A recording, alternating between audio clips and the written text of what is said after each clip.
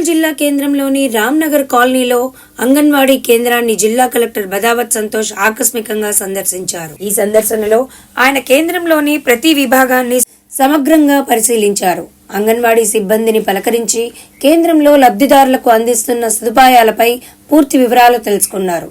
చిన్నారులకు, గర్భిణులకు, పాలిచ్చే తల్లులకు అందిస్తున్న ఆహార పదార్థాలను ఒక్కొక్కటిగా తనిఖీ చేశారు. కేంద్రంలో నిలువ ఉంచిన బాలామృతం ప్యాకెట్లు, గుడ్లను పరిశీలించి వాటి ఎక్స్పైరీ డేట్లను పరిశీలించారు.